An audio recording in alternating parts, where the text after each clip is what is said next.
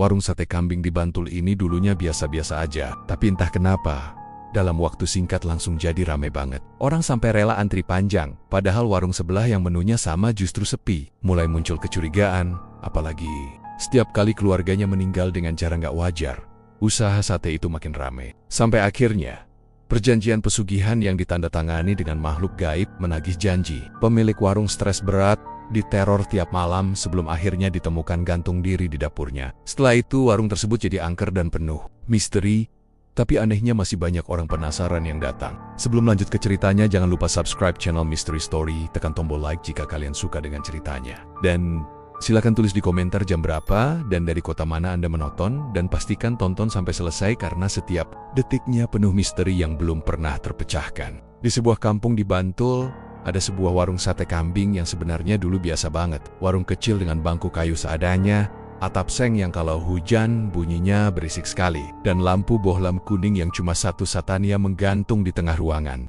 Warung itu dikenal dengan nama Warung Sate Pak Mardi. Sejak awal berdiri, warung itu lebih banyak kosongnya ketimbang ada orang yang makan. Paling-paling cuma tetangga sebelah rumah yang mampir sekali-sekali kalau lagi malas masak di rumah. Pak Mardi sendiri orangnya sederhana. Rambutnya agak jarang, kulitnya legam karena tiap hari kena panas, dan tubuhnya kurus tapi gerakannya cekatan. Kalau membakar sate, tangannya nggak pernah berhenti mengipasi arang sambil sesekali meniup biar apinya nggak mati. Tapi sehebat-hebatnya dia bikin sate, hasilnya ya gitu-gitu aja. Rasa satenya bisa dibilang standar, bahkan ada yang komentar kalau dagingnya sering alot. Makanya, bukan hal aneh kalau warung itu dulu sering sepi. Beberapa kali bahkan pernah nggak ada satupun pembeli sampai warung ditutup lebih cepat. Ada masa di mana istri Pak Mardi sempat nyeletuk, "Pak, apa mending kita tutup aja ya warung ini, daripada rugi tiap hari?" Tapi Pak Mardi selalu ngotot bertahan. Katanya, rezeki itu urusan Tuhan, manusia tinggal usaha. Warga sekitar sebenarnya kasihan juga. Mereka sering sengaja beli, sekadar buat bantu supaya warung itu nggak gulung tikar. Tapi tetap saja, sehari paling laku belasan porsi. Jauh dari kata cukup untuk menutup modal. Sampai akhirnya, sesuatu yang aneh mulai terjadi dalam Hai Tenggen. Bulan saja, warung sate itu mendadak terkenal. Orang-orang dari luar kampung mulai berdatangan. Awalnya cuma 1-2 orang, tapi makin lama makin ramai. Lalu tiba-tiba, antrean panjang setiap sore jadi pemandangan biasa. Jalan kecil di depan warung bahkan sering macet gara-gara banyak motor dan mobil berhenti di sana. Warga sekitar melongo heran. "Loh, kok bisa ya? Kemarin-kemarin sepi, sekarang penuh terus." Begitu komentar banyak orang, yang bikin tambah aneh. Banyak pelanggan yang bilang rasa satenya sebenarnya nggak istimewa. "Ya enak sih, tapi kayak sate biasa aja," kata seorang pengunjung yang kebetulan disamperin tetangga. Tapi anehnya, mereka bilang pengen balik lagi. Seolah-olah ada sesuatu yang bikin nagih. Bukan nagih karena rasa, tapi seperti ada magnet yang menarik mereka untuk datang lagi dan lagi. Lambat laun, kabar tentang warung sate Pak Mardi makin menyebar luas. Dari mulut ke mulut, orang-orang terus cerita. Katanya sate di warung itu beda. Ada yang bilang dagingnya terasa lebih gurih. Ada juga yang bilang tiap kali makan di sana, rasanya puas meskipun sebenarnya porsinya nggak terlalu banyak. Bahkan ada yang sampai bilang, pokoknya kalau nggak makan sate di warung itu, rasanya ada yang kurang. Warga sekitar mulai heran bercampur curiga, karena mereka tahu persis, rasa sate itu sebenarnya sama saja dari dulu sampai sekarang. Pak Mardi nggak ganti resep, nggak ganti bumbu, dan cara bakarnya pun tetap seperti biasa. Jadi pertanyaannya, kenapa tiba-tiba bisa seramai itu? Bisik-bisik pun mulai terdengar. Ada yang bilang mungkin Pak Mardi pasang susuk supaya warungnya laris. Ada yang menduga dia belajar ilmu penglaris dari dukun. Tapi gosip yang paling sering beredar adalah Pak Mardi punya perjanjian pesugihan. Awalnya orang-orang nggak mau percaya, tapi keanehan demi keanehan bikin mereka jadi mikir ulang. Contohnya, ada pelanggan yang cerita habis makan sate di sana. Malamnya dia mimpi didatangi sosok tinggi besar berbulu hitam dengan mata merah menyala. Ada juga yang bilang setiap lewat depan warung itu malam-malam, suka mencium bau amis darah yang nggak jelas asalnya. Padahal warung sudah tutup. Anak-anak kecil di kampung pun sering takut kalau disuruh lewat depan warung itu malam hari. Katanya mereka pernah lihat bayangan hitam berdiri di pojokan warung. Padahal lampu sudah mati semua. Ada juga yang ngaku melihat arang pembakaran masih menyala sendiri, meskipun jelas-jelas sudah dimatikan sore harinya. Namun semua keanehan itu justru bikin warung sate Pak Mardi makin terkenal. Bukannya sepi karena orang takut, malah makin banyak yang penasaran. Orang-orang dari luar kota rela datang jauh-jauh hanya untuk nyobain sate itu. Warga kampung sendiri mulai merasakan dampak anehnya. Beberapa kali mereka melihat Pak Mardi keluar rumah malam-malam, entah pergi kemana. Ada yang bilang dia suka ke arah selatan, menuju sawah dan kebun bambu. Katanya pernah ada yang ngintip. Pak Mardi membawa sesuatu dalam bungkusan kain hitam. Dari heyahan, terdengar suara seperti orang sedang komet-kemet membaca sesuatu. Tapi ketika didekati, mendadak suara itu hilang. Tetangga sebelah rumah Pak Mardi juga pernah cerita. Tengah malam dia terbangun karena mendengar suara seperti kambing mengembik dari dalam warung. Padahal jelas-jelas warung itu kosong. Kambing pun nggak ada di sana. Ketika ditengok dari jendela, kelihatan samar-samar bayangan hitam besar berjalan pelen-pelen di dalam warung. Saking takutnya, tetangga itu langsung tutup jendela dan berdoa semalaman. Perubahan drastis warung sate Pak Mardi memang bikin banyak orang bertanya-tanya. Yang tadinya hampir bangkrut, sekarang bisa dibilang jadi warung sate paling laris seBantul. Orang sampai rela antre, bahkan ada yang kehabisan meskipun sudah datang sore hari. Yang lebih bikin heran lagi, setiap kali Pak Mardi melayani pembeli, dia kelihatan nggak pernah capek. Padahal kerja dari siang sampai malam, kipas arang tanpa henti. Tapi wajahnya tetap segar. Istri dan anak kenania awalnya ikut bantu di warung. Tapi lama-lama, mereka jarang kelihatan. Orang-orang jarang melihat istrinya keluar rumah. Ada yang bilang istrinya sering sakit-sakitan. Anak-anaknya pun nggak pernah lagi kelihatan main di sekitar rumah. Warga mulai curiga. Jangan-jangan ada hubungannya dengan warung sate yang makin ramai itu. Bisik-bisik semakin kencang. Jangan-jangan tumbalnya dari keluarga sendiri, kata seorang warga sambil berbisik takut-takut. Tapi setiap kali ada yang ngomong begitu, orang lain langsung menegur. Ses, jangan ngomong sembarangan, nanti kualat. Meski begitu, rasa penasaran tetap ada di benak warga. Mereka seperti dipaksa untuk percaya kalau ada sesuatu yang enggak wajar di balik keberhasilan Pak Mardi. Apalagi setiap orang yang makan di sana selalu cerita pengalaman aneh yang dialaminya setelah pulang. Ada yang mimpi buruk Ede yang tiba-tiba sakit tanpa sebab. Bahkan ada yang merasa diikuti sosok hitam ketika perjalanan pulang. Semua tanda-tanda itu seperti potongan puzzle yang mengarah ke satu hal. Warung sate Pak Mardi laris bukan karena masakannya enak, tapi karena ada campur tangan sesuatu yang lebih menyeramkan.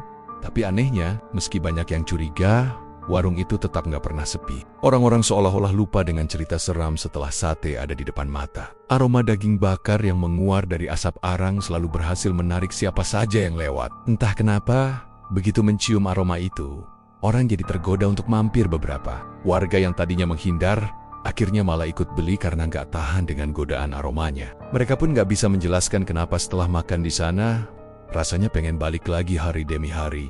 Warung sate Pak Mardi makin dikenal. Dari warung kecil, akhirnya dibongkar dan dibangun lebih besar. Bangku kayu diganti dengan meja panjang. Atap seng diganti genteng baru. Orang-orang makin kagum sekaligus heran. Karena jelas-jelas warung itu bisa berkembang sangat cepat dalam waktu singkat. Namun di balik semua keberhasilan itu, ada aura gelap yang semakin terasa. Warga sekitar sering merasa merinding setiap melewati warung itu malam hari. Bahkan ada yang bilang, kalau diperhatikan baik-baik, bayangan Pak Mardi saat sedang membakar sate kadang terlihat aneh.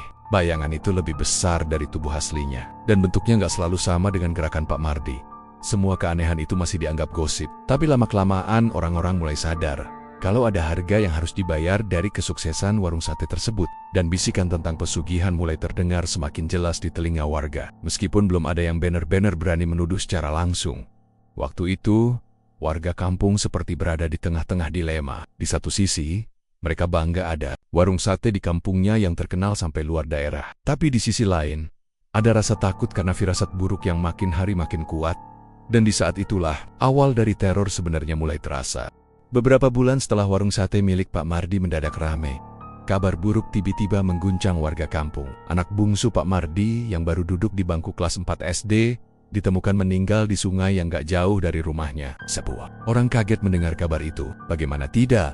Anak itu dikenal pinter banget berenang. Hampir setiap sore dia main ke sungai bareng teman-temannya. Dia bahkan sering jadi yang paling berani nyebur duluan, meloncat dari batu besar ke aliran sungai. Jadi, nggak ada yang nyangka kalau anak itu bisa tenggelam. Warga berbandong-bandong datang ke pinggir sungai waktu jenazahnya dievakuasi. Air sungai yang biasanya jernih hari itu, entah kenapa terlihat keruh dan agak berbau amis. Beberapa orang yang membantu evakuasi bilang, tubuh si anak ditemukan tersangkut di akar pohon bambu yang menjulur ke sungai. Wajahnya pucat, matanya melotot, dan di lehernya ada bekas kemerahan seperti dicekik sesuatu. Orang-orang yang melihat langsung merinding. Teman Temonia yang ikut main sore itu menangis ketakutan. Mereka bilang, waktu itu anak bungsu Pak Mardi tiba-tiba terdiam di pinggir sungai. Katanya dia kayak dipanggil seseorang dari arah seberang. Aku lihat dia kayak ngeliatin sesuatu di seberang sana, terus jalan masuk ke air pelan-pelan. Cerita salah satu teman sambil terisak. Padahal biasanya dia suka teriak-teriak kalau mau nyebur. Kali ini dia diam, kayak orang kesurupan. Tiba-tiba aja dia masuk ke tengah, terus hilang, gak muncul-muncul lagi. Cerita itu bikin bulu kuduk warga berdiri. Apalagi salah satu orang tua anak yang ikut main bilang sempat dengar suara aneh dari arah sungai. Suara itu dalam, berat, seperti orang memanggil dengan nada serak, tapi nggak jelas ucapannya. Saat ditoleh, nggak ada siapa-siapa di sana. Cuma aliran air yang bergemuruh. Jenazah anak itu langsung dibawa ke rumah Pak Mardi.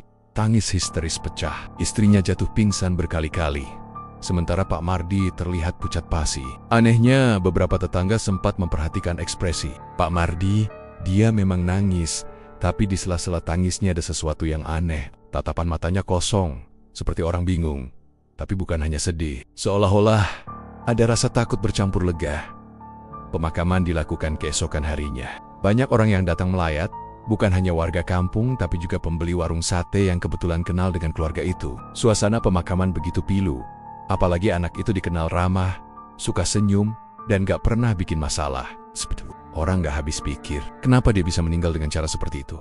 Tapi yang bikin warga tambah heran adalah kejadian setelahnya. Warung sate Pak Mardi, yang sebelumnya sudah rame, tiba-tiba makin rame gila-gilaan. Kalau dulu orang cuma antre sampai ke jalan kecil depan warung, kali ini antreannya bisa sampai ke jalan besar. Orang-orang sampai rela nunggu berjam-jam demi bisa makan sate di situ. Bahkan ada yang dari luar kota sengaja datang warga sekitar. Cuma bisa geleng-geleng kepala. Mereka mulai berbisik-bisik di belakang. Nggak masuk akal ya. Baru aja anaknya meninggal, kok warungnya malah tambah rame? Kata seorang ibu sambil nyapu halaman. Aku kok merinding ya bu, apa jangan-jangan? Bisik tetangganya dengan suara ditahan. Gosip tentang pesugihan mulai merebak. Banyak yang menduga kematian anak bungsu Pak Mardi bukan musibah biasa. Ada yang yakin kalau itu bagian dari tumbal. Soalnya terlalu kebetulan. Anak yang pintar berenang mendadak tenggelam. Lalu setelah dia meninggal, usaha bapaknya malah naik drastis. Beberapa orang yang nekat cerita langsung menegaskan. Mereka sering lihat keanehan di sekitar warung setelah kejadian itu. Ada pembeli yang pulang tengah malam bilang kalau bayangan anak kecil sering muncul di dapur warung, berlari-lari sebentar lalu hilang begitu saja. Ada juga yang ngaku waktu lagi makan, dia melihat sekelebat sosok anak kecil duduk di kursi kosong sambil menatap tajam ke arahnya. Padahal waktu dilihat lagi, kursi itu kosong melompong. Sejak saat itu, aura warung sate Pak Mardi terasa makin berat. Orang-orang kampung kalau lewat depan warung suka merasa sesak dada. Lampu bohlam kuning yang menggantung di tengah warung sering berkelip sendiri. Kadang padam sebentar lalu menyala lagi. Meski aliran listrik di rumah-rumah sekitar normal, Pak Mardi sendiri mulai kelihatan berubah. Wajahnya makin tirus, matanya cekung, tapi dia tetap sibuk melayani pembeli. Orang-orang yang memperhatikan bilang, setiap malam setelah warung tutup, dia suka duduk lama di bangku depan sambil melamun. Kadang bibirnya komat kamit. Kayak orang yang sedang berbicara dengan seseorang yang gak kelihatan. Pernah suatu kali, ada warga lewat malam-malam yang ngaku melihat Pak Mardi tertawa sendiri. Padahal jelas-jelas dia sendirian. Yang bikin warga makin yakin, ada salah satu pembeli yang pernah cerita pengalaman aneh. Katanya, waktu dia makan sate di warung itu, tiba-tiba lidahnya terasa pahit. Dia pikir mungkin karena sate gosong, tapi pas dia lihat, daging yang dimakannya masih bagus. Malamnya, dia mimpi didatangi anak kecil dengan pakaian basah kuyup. Rambut menutupi wajah, dan matanya melotot penuh air. Anak itu bilang dengan suara serak, "Aku nggak mau mati. Aku dipaksa." Orang itu terbangun dengan tubuh keringat dingin. Sejak itu, dia nggak pernah lagi berani makan di warung tersebut. Namun anehnya, meski cerita-cerita menyeramkan itu menyebar, warung sate tetap nggak pernah sepi. Justru semakin banyak orang yang datang. Seolah-olah ada kekuatan yang memaksa orang untuk tetap mendatangi warung itu, meski tahu ada cerita seram di baliknya. Di sisi lain, keluarga Pak Mardi mulai jarang terlihat. Setelah anak bungsunya meninggal, istri Pak Mardi lebih sering berdiam diri di dalam rumah. Warga yang berkunjung untuk melayat beberapa kali melihat mata istrinya bengkak karena terlalu sering menangis. Tapi lama-lama, wajahnya justru terlihat kosong, seperti orang kehilangan jiwa. Ada tetangga yang bilang pernah lihat istrinya duduk di teras tengah malam, sambil menatap kosong ke arah jalan, tidak bergerak sama sekali. Sampai ayam berkokok, anak-anak Pak Mardi yang lain juga mulai jarang kelihatan main atau sekadar keluar rumah. Mereka lebih sering berdiam di dalam, seakan-akan ada sesuatu yang mengikat mereka. Warga jadi merasa aneh sekaligus kasihan. Sampai suatu hari, seorang kakek tua yang dikenal pintar soal ilmu gaib datang membeli sate di warung itu. Setelah makan, dia memanggil salah satu warga dan berbisik, "Warung ini nggak wajar. Ada darah yang nggak bisa hilang. Aku bisa ngerasain. Ada jiwa yang dikorbankan." Kata-kata itu langsung bikin warga yang dengar merinding. Kabar itu makin menyebar, dan gosip tentang tumbal keluarga semakin kencang. Banyak yang percaya kalau anak bungsu Pak Mardi memang jadi korban pertama dari perjanjian gelap itu. Buktinya terlalu jelas untuk diabaikan. Waktu terus berjalan, dan warung itu makin hari makin ramai. Pendapatan Pak Mardi melonjak. Dari ramah sederhana, dia mulai bisa merenovasi sedikit demi sedikit. Genteng diganti baru, cat rumah diperbarui. Tapi di balik semua perubahan itu, suasana rumah tangga mereka justru terasa makin suram. Dari luar mungkin terlihat bahagia, tapi warga yang jeli melihat jelas ada beban besar yang mereka tanggung. Seolah-olah meski warung sate itu membawa rezeki berlimpah, bayangan kematian anak bungsu mereka terus menghantui. Dan bagi warga kampung, semua itu baru permulaan dari sesuatu yang jauh lebih menyeramkan. Karena setelah tumbal pertama, semua orang mulai bertanya-tanya, siapa lagi yang akan jadi korban berikutnya? Malam di kampung Bantul itu biasanya tenang. Suara jangkrik bersaut-sautan, kadang sesekali terdengar gonggongan anjing dari kejauhan. Tapi ada satu malam yang membuat seorang tetangga Pak Mardi tidak bisa tidur sampai pagi. Namanya Pak Samin. Rumahnya persis di sebelah rumah Pak Mardi.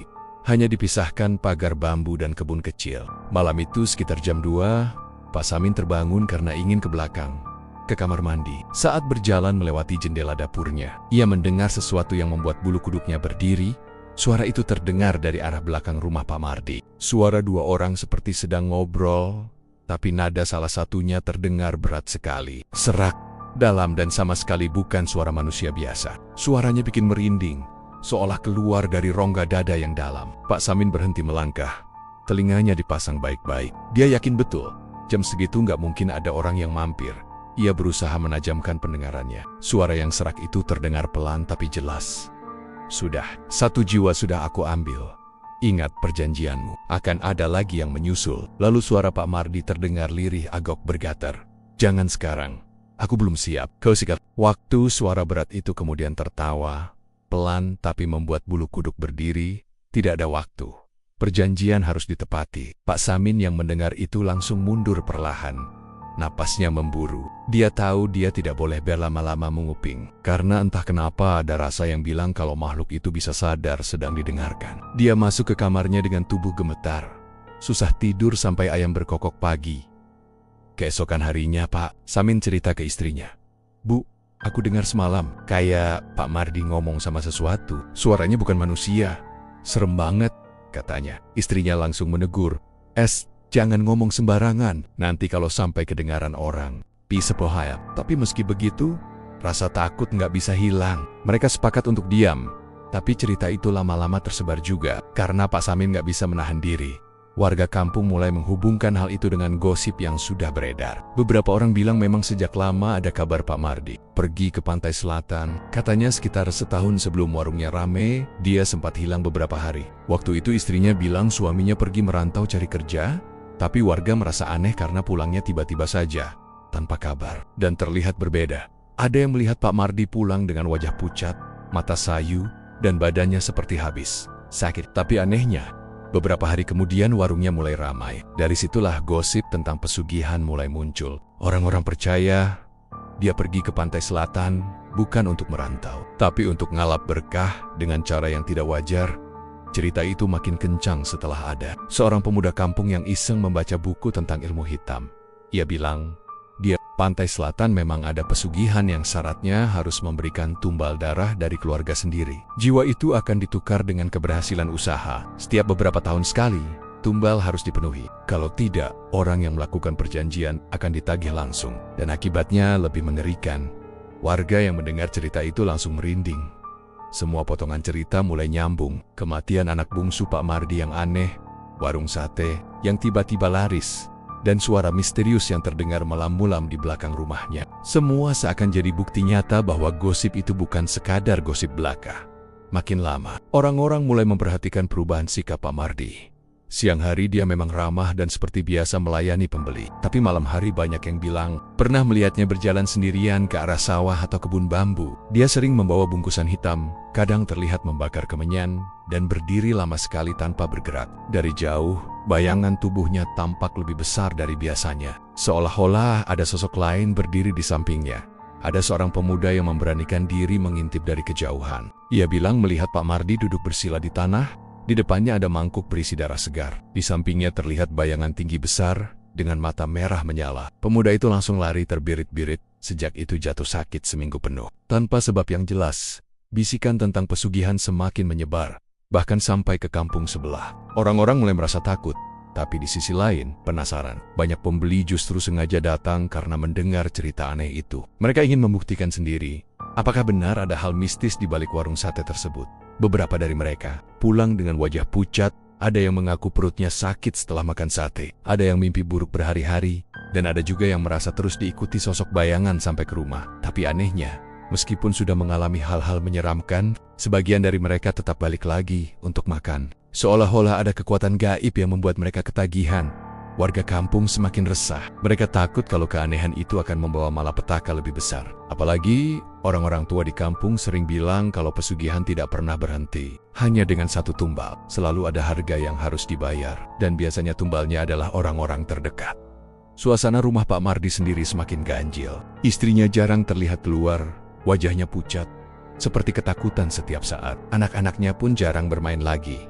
Lebih banyak mengurung diri di dalam rumah. Kadang terdengar suara tangisan pelan di malam hari dari dalam rumah mereka, tapi tak ada yang berani mendekat. Suatu malam, ada seorang ibu yang kebetulan pulang dari hajatan. Lewat di depan rumah Pak Mardi, dia mengaku melihat bayangan anak kecil berlari-lari di halaman, basah kuyup seperti habis keluar dari sungai. Tapi, anehnya, bayangan itu tembus ke dinding rumah dan hilang begitu saja. Ibu itu langsung lari pulang dengan jantung berdebar-debar, dan keesokan harinya ia jatuh sakit demam tinggi. Cerita-cerita semacam itu makin menambah keyakinan warga. Pak Mardi memang sudah terikat perjanjian pesugihan. Suara berat yang didengar Pak Samin malam itu menjadi bukti nyata. Sosok gaib yang menagih tumbal sudah bener-bener ada di sekitar rumah itu. Yang lebih menyeramkan, sejak kabar itu menyebar, beberapa orang mengaku mulai mendengar suara bisikan ketika lewat dekat rumah atau warung sate Pak Mardi di malam hari. Bisikan itu suaranya berat, serak, kadang terdengar jelas, kadang hanya samar. Isinya selalu sama, ada darah, ada darah. Suara itu membuat siapapun yang mendengar langsung lari terbirit-birit. Namun, meskipun semua tanda menyeramkan sudah jelas, warung sate tetap tak pernah sepi, bahkan semakin ramai. Seakan-akan energi gaib di baliknya justru menarik lebih banyak orang. Warga kampung hanya bisa bergumam, berusaha tidak membicarakan terlalu banyak karena takut kena imbas. Tapi dalam hati mereka, semua sudah tahu. Tumble pertama hanyalah awal. Perjanjian itu masih panjang, dan entah siapa lagi dari keluarga Pak Mardi yang akan jadi korban berikutnya. Malam-malam di kampung itu yang tadinya damai, kini selalu dipenuhi rasa was-was. Orang-orang enggan keluar rumah terlalu malam, anak-anak dilarang main jauh. Semua orang tahu ada sesuatu yang jahat berkeliaran di sekitar rumah Pak Mardi. Dan bisikan-bisikan dari pesugihan itu terus terdengar, seolah mengingatkan bahwa perjanjian gelap itu masih berjalan dan tidak akan berhenti sampai semua harga terbayar lunas. Setelah tragedi meninggalnya anak bungsu Pak Mardi, yang bikin gempar seluruh kampung, semua orang berharap tidak akan ada lagi kabar duka dari keluarganya. Tapi ternyata doa itu tidak terkabul. Baru beberapa bulan kemudian, kabar buruk kembali. Datang kali ini menimpa istrinya sendiri. Ceritanya, pagi itu warga dikagetkan suara jeritan dari rumah Pak Mardi. Beberapa tetangga langsung berlarian ke sana. Begitu pintu rumah didobrak, mereka mendapati tubuh istrinya sudah tergeletak di dapur. Kepala berlumuran darah, tepat di samping tungku tanah liat yang pecah sebagian. Katanya dia terpeleset lalu kepalanya terbentur tungku sampai meninggal di tempat. Pemandangan itu bikin warga merinding, bukan hanya karena ngeri melihat darah yang berceceran di lantai dapur, tapi juga karena mereka merasa ada sesuatu yang janggal. Bagaimana bisa seorang ibu rumah tangga yang sudah bertahan-tahan terbiasa dengan dapur, tiba-tiba jatuh dengan cara tragis seperti itu? Tambah aneh lagi, malam sebelumnya ada tetangga yang mengaku mendengar suara ribut-ribit dari arah rumah Pak Mardi. Seperti orang bertengkar, tapi suaranya bercampur dengan suara lain yang lebih berat, lebih menyeramkan, bukan suara manusia biasa. Waktu kabar itu menyebar, warga cuma bisa saling pandang. Dalam hati, semua sudah menebak-nebak. Jangan-jangan ini bukan kecelakaan biasa. Jangan-jangan memang ada tumbal lagi yang harus dibayar. Pemakaman istrinya berlangsung cepat, tapi anehnya tidak ada tangis histeris dari Pak Mardi. Terlihat sedih, matanya sembab, tapi tidak ada ratapan panjang layaknya seorang suami yang baru saja kehilangan pasangan hidupnya. Justru setelah itu, warung sate miliknya makin ramai gila-gilaan. Dari pagi sampai malam tidak pernah sepi. Bahkan banyak pembeli yang rela antre panjang. Semakin banyak orang yang percaya bahwa semakin banyak keluarganya yang meninggal, besar pula tuah pesugihan yang ia dapat.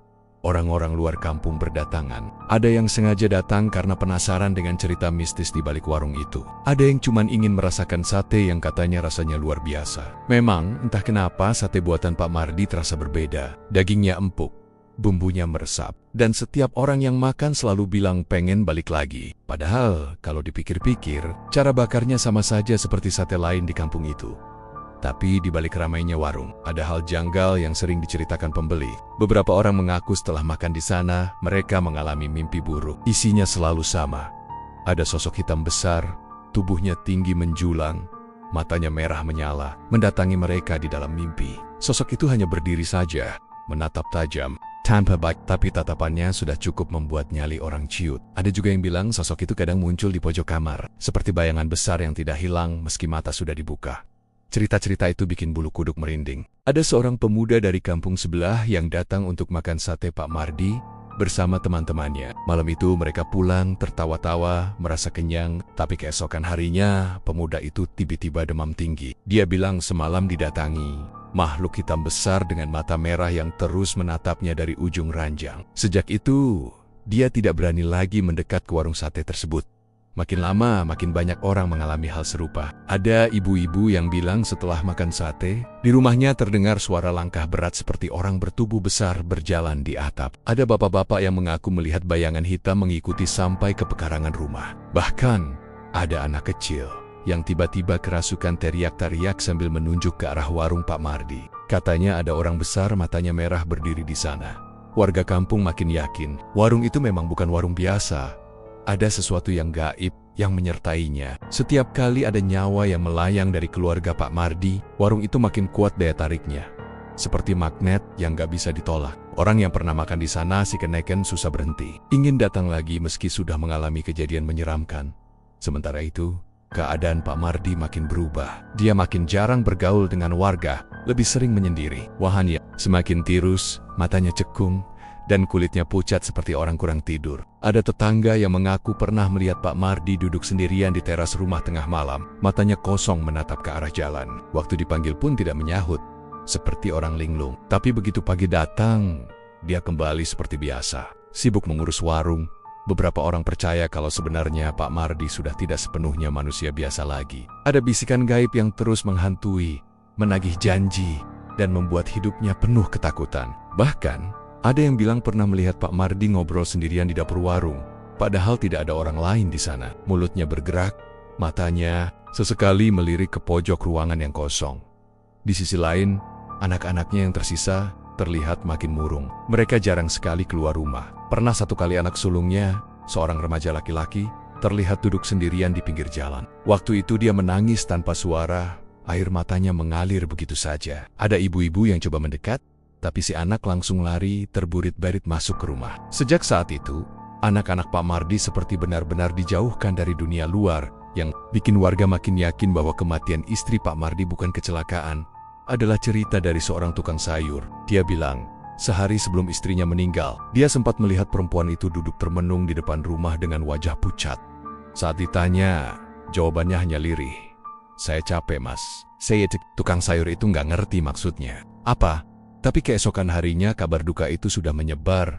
Sejak itu, suasana kampung jadi nggak pernah tenang lagi. Malam hari orang-orang enggan lewat di depan rumah atau warung. Pak Mardi banyak yang bilang sering melihat sosok hitam besar berdiri di halaman atau mendengar suara berat dan serak seperti sedang tertawa. Beberapa kali, anjing-anjing di kampung menggonggong bersamaan ke arah rumah itu. Bulunya berdiri, ekornya di antara kaki, tanda jelas mereka melihat sesuatu yang tidak kasat mata.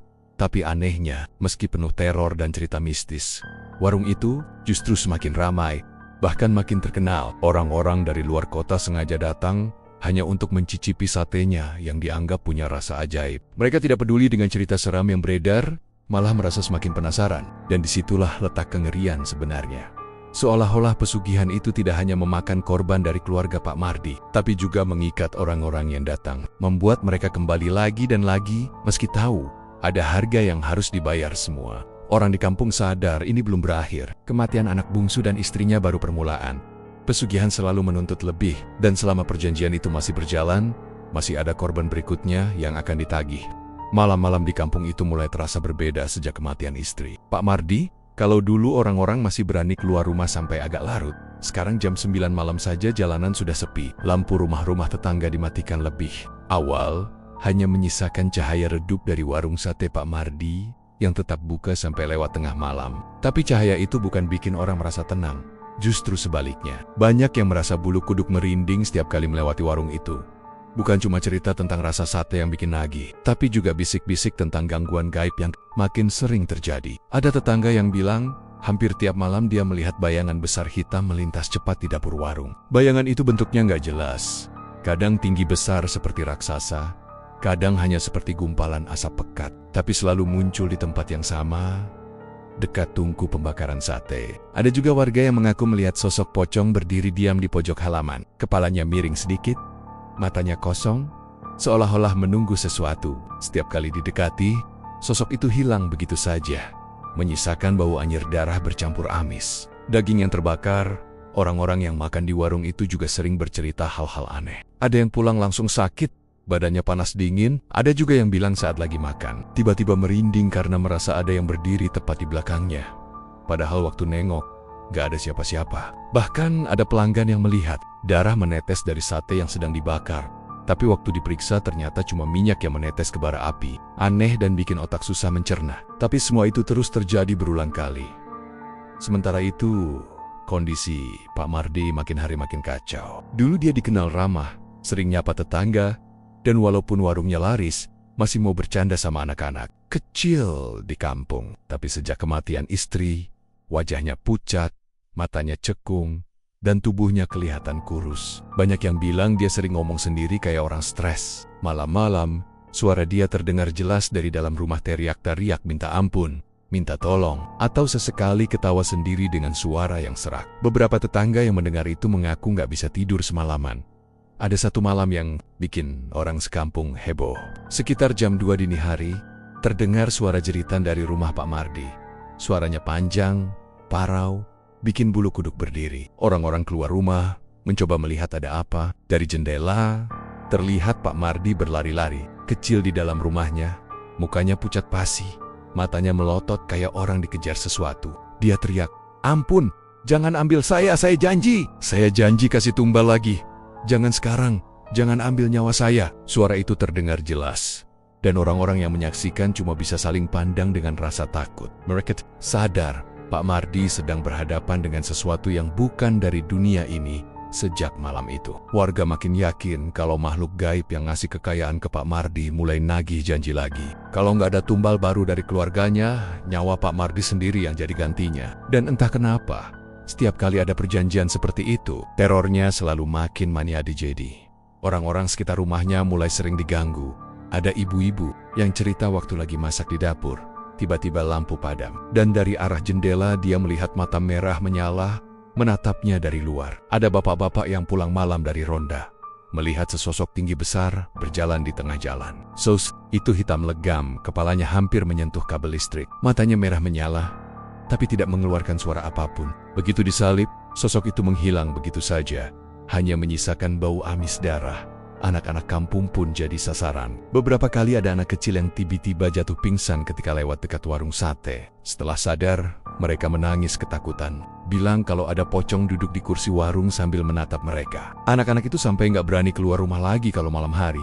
Pak Mardi sendiri terlihat makin tertekan. Siang hari dia masih berusaha melayani pembeli dengan wajah dipaksakan, tersenyum, tapi matanya kosong, tatapannya hampa. Malamnya, suara teriakan dan tangisan makin sering terdengar. Bahkan ada yang bilang, mereka pernah lihat dari balik jendela. Pak Mardi duduk jongkok di lantai dengan kedua tangan menutup telinga, sementara di belakangnya ada bayangan hitam tinggi, besar, berdiri membungkuk, seolah sedang berbisik di telinganya.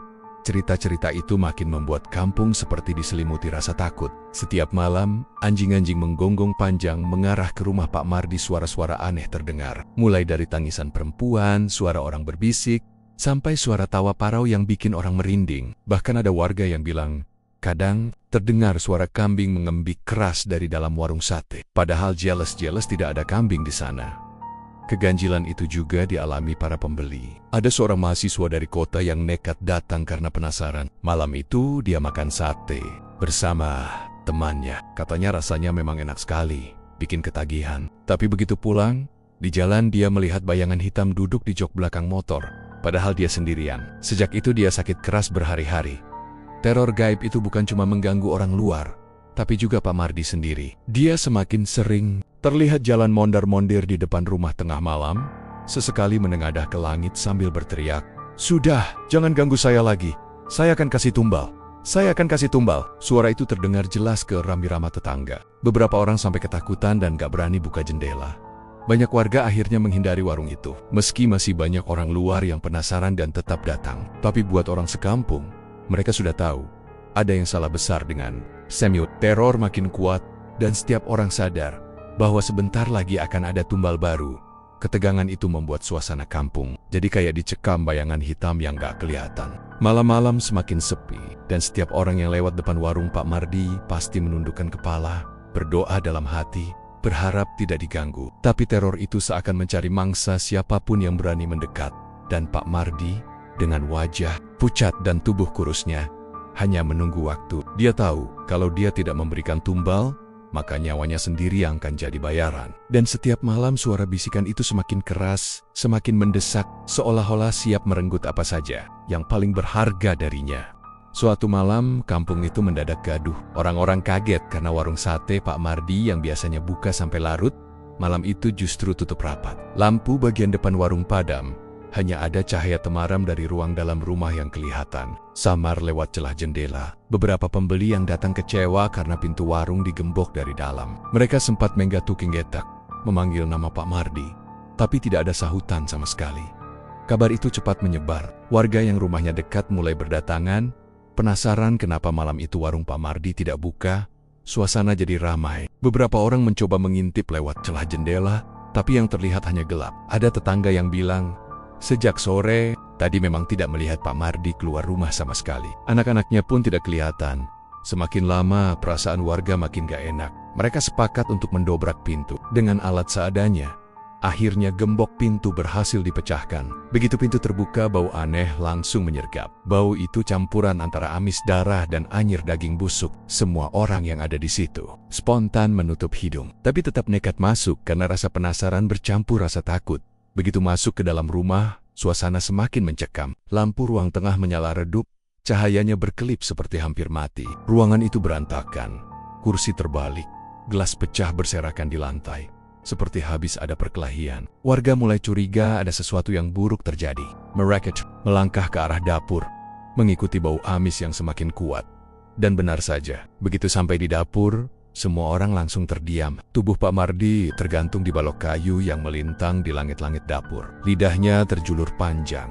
Matanya melotot seperti masih menyimpan rasa takut. Wajahnya pucat kebiruan, sementara kedua tangannya menggantung kaku di samping tubuh. Tali tambang yang melilit lehernya kelihatan kuat dan kencang.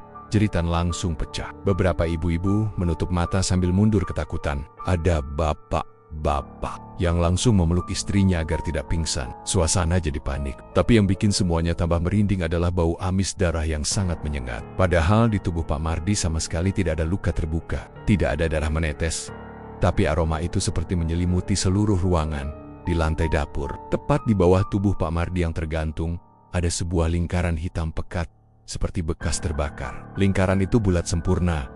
Ukurannya sebesar meja bun. Di beberapa bagian terlihat bekas garis-garis aneh yang menyerupai simbol atau tulisan yang gak dipahami warga. Semua orang yakin itu bukan bekas terbakar biasa.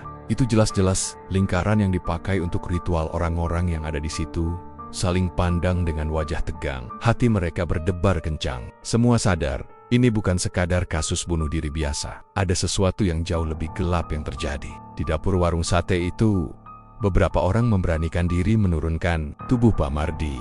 Mereka melepas ikatan tambang di lehernya. Tapi anehnya, begitu tali itu dilepas, tubuh Pak Mardi jatuh ke lantai dengan suara keras. Dan seketika lampu dapur mati. Gelap gulita menyelimuti ruangan. Orang-orang panik. Beberapa berteriak. Saat lampu akhirnya kembali menyala, mereka kaget bukan main. Mata Pak Mardi yang sudah mati itu tiba-tiba masih melotot. Seperti menatap satu persatu orang di ruangan itu. Saking takutnya, ada yang langsung lari keluar rumah. Ada juga yang jatuh terduduk di lantai karena kakinya lemas. Bahkan ada seorang pemuda yang muntah karena tidak kuat menahan bau. Amis bercampur suasana mencekam itu. Kejadian malam itu membuat seluruh kampung gempar. Kabar tentang Pak Mardi yang ditemukan gantung diri di dapurnya sendiri cepat menyebar. Besok paginya, rumah dan warungnya sudah dipenuhi orang. Polisi datang untuk melakukan penyelidikan. Mereka memeriksa tubuh Pak Mardi, memotret dapur, dan mencatat semua hal yang janggal. Tapi anehnya, bekas lingkaran hitam di lantai tiba-tiba hilang begitu saja. Padahal semalam terlihat jelas oleh banyak warga. Polisi kebingungan. Tapi warga yang tahu cerita pesugihan langsung sadar. Itu pasti ulah makhluk gaib yang tidak ingin jejaknya terbongkar. Pemakaman Pak Mardi dilakukan buru-buru. Warga kampung ikut mengantar. Tapi suasana pemakaman berbeda dengan biasanya. Tidak ada tangisan panjang. Hanya ada wajah-wajah pucat yang masih trauma. Banyak orang tidak berani mendekat ke jenazahnya. Takut kalau ada sesuatu yang ikut menempel. Tapi meskipun Pak Mardi sudah dimakamkan, rasa takut tidak hilang begitu saja. Malam-malam berikutnya, warga sering diganggu. Ada yang mendengar suara kambing mengembik keras dari arah warung sate yang kini kosong. Ada yang melihat bayangan Pak Mardi masih mondar-mondir di dapur rumahnya. Bahkan beberapa orang mengaku mencium bau sate terbakar bercampur amis darah setiap kali melewati warung itu. Padahal jelas warungnya sudah lama tidak digunakan. Ada satu kejadian yang bikin bulu kuduk warga berdiri. Beberapa hari setelah kematian Pak Mardi, seorang bapak yang rumahnya tepat di seberang warung terbangun tengah malam karena mendengar suara orang menangis. Waktu dia keluar, dia melihat jelas sosok Pak Mardi tergantung lagi di dapurnya dengan lidah terjulur dan mata melotot. Bapak itu langsung lari terbarit-barit masuk rumah. Keringat dingin membanjiri tubuhnya.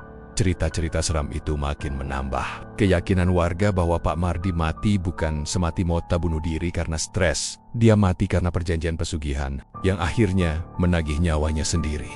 Sejak saat itu, rumah dan warung sate Pak Mardi jadi angker. Tidak ada yang berani mendekat malam-malam. Pintu warung dibiarkan terkunci, jendela tertutup rapat. Tapi dari dalam kadang terdengar suara orang sedang membakar sate. Suara bara api berdesis terkena lelehan lemak, bercampur suara tawa serak. Yang bikin bulu kuduk merinding, orang-orang dari luar kampung masih ada yang penasaran. Datang hanya untuk sekadar melihat warung sate legendaris itu. Tapi banyak di antara mereka yang pulang dengan wajah pucat. Katanya merasa seperti ada yang mengikutinya sampai rumah. Ada juga yang mengaku semalaman tidak bisa tidur karena terus dihantui mimpi buruk bertemu sosok hitam besar bermata merah. Sama seperti yang diceritakan orang-orang sebelumnya. Warga kampung akhirnya sepakat untuk menutup warung itu selamanya. Mereka memasang papan kayu di pintu dan jendela, berharap tidak ada lagi yang berani membukanya. Tapi meski sudah ditutup, auranya tetap terasa. Setiap orang yang lewat depan warung itu selalu merasakan hawa dingin yang menusuk tulang, seolah ada mata yang mengawasi dari balik kegelapan.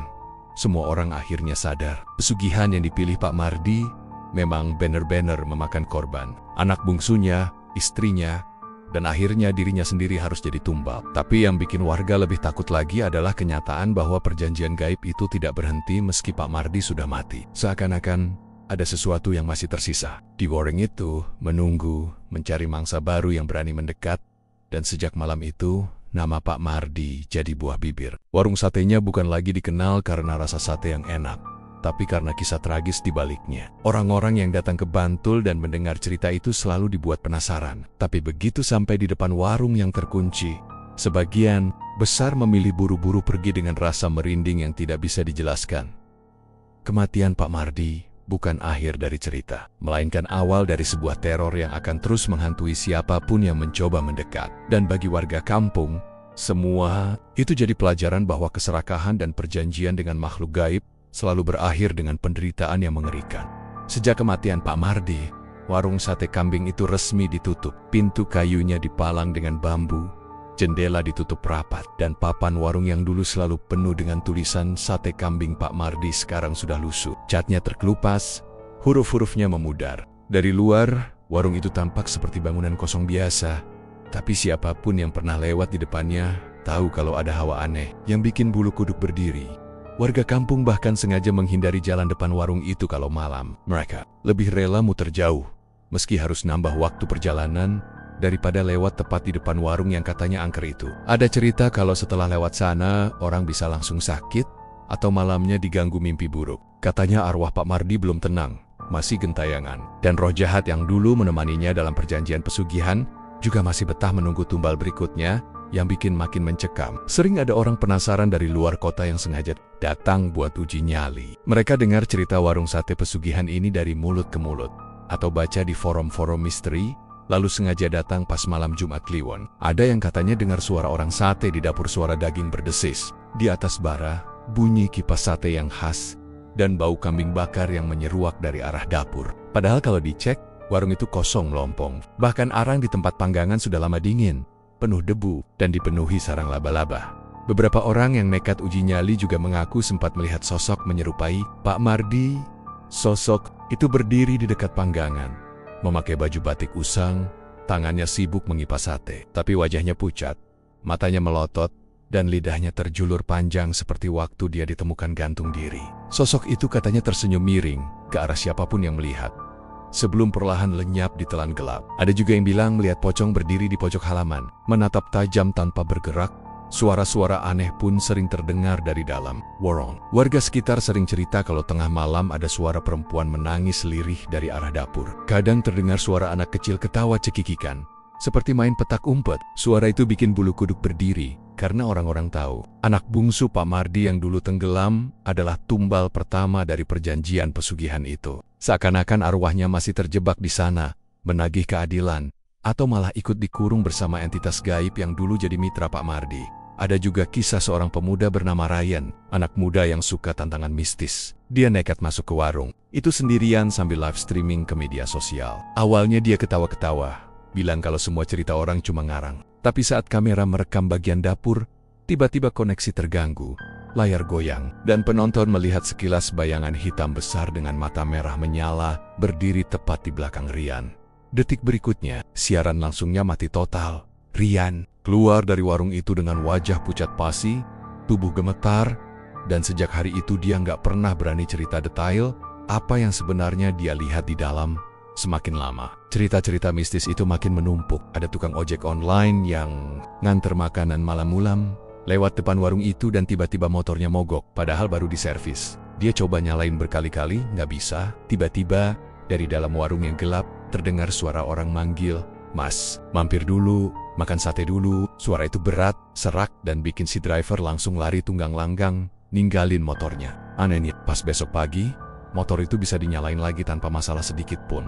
Kejadian-kejadian seperti itu bikin warung Pak Mardi semakin dikenal sebagai salah satu tempat angker di Bantul. Bahkan ada orang pintar yang pernah datang untuk mencoba membersihkan tempat itu. Katanya dia melakukan doa-doa dan ritual khusus, tapi di tengah-tengah ritual, dia tiba-tiba muntah darah dan langsung minta pulang. Sebelum pergi, orang pintar itu cuma bilang singkat, perjanjiannya masih ada, selama ikatan itu belum putus, warung ini akan tetap jadi tempat mereka berkumpul. Warga makin resah, tapi mereka juga nggak bisa berbuat apa-apa. Ada yang buat bongkar warungnya biar nggak ada lagi yang penasaran datang.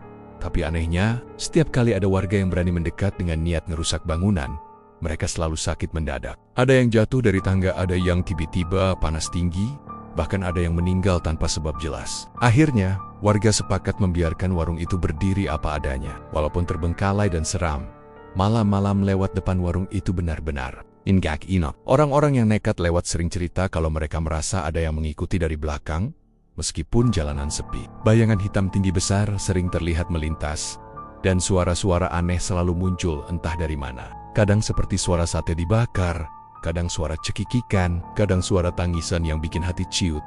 Sampai sekarang, warung itu tetap berdiri, jadi saksi bisu keserakahan manusia yang rela mengorbankan keluarganya demi kekayaan. Tapi yang lebih menakutkan adalah Konon, perjanjian itu belum selesai. Makhluk gaib yang dulu jadi partner Pak Mardi masih menunggu, masih lapar, dan masih haus tumbal. Banyak orang percaya, siapapun yang berani ganggu atau koba-koba buka warung itu lagi, bisa jadi bakal jadi tumbal berikutnya. Kisah warung sate kambing pesugihan ini akhirnya jadi semacam legenda horor di Bantul. Nama Pak Mardi disebut-sebut dengan nada takut. Bahkan anak-anak kecil dilarang main ke sekitar situ. Orang dewasa pun kalau lewat depan warung itu pasti buru-buru jalan. Nggak berani nengok ke dalam. Aura jahatnya terasa jelas. Kayak ada yang ngintip dari balik jendela gelap. Dan yang paling bikin merinding, beberapa orang bilang mereka pernah mimpi didatangi sosok Pak Mardi.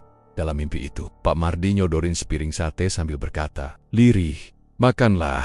Enak kok, sate kambing asli." Tapi begitu ditatap lebih lama, potongan sate itu berubah jadi potongan daging manusia yang masih berdarah. Sosok Pak Mardi tertawa serak, lalu perlahan lenyap dalam kegelapan warung itu. Hingga detik ini, tetap berdiri di pinggir jalan, terlihat biasa di siang hari, tapi menyeramkan di malam hari. Misteri pesugihan yang dulu dijalani Pak Mardi seolah belum selesai. Banyak yang percaya, roh-roh yang dulu dipanggil masih betah di sana, menunggu siapa saja yang cukup bodoh untuk datang dan mengganggu mereka. Sampai kapan warung itu akan terus jadi angker? Nggak ada yang tahu. Yang jelas, keserakahan Pak Mardi sudah meninggalkan jejak kelam yang nggak bisa hilang. Dan warung sate kambing itu akan terus dikenal sebagai tempat pesugihan yang menelan tumbal. Serta misteri yang nggak akan pernah benar-benar terungkap. Itulah kisah horor dari pesugihan sate kambing di Bantul, Yogyakarta. Cerita ini jadi pengingat. Kalau keserakahan manusia bisa bikin kita nekat melakukan hal di luar batas. Kekayaan instan memang menggiurkan.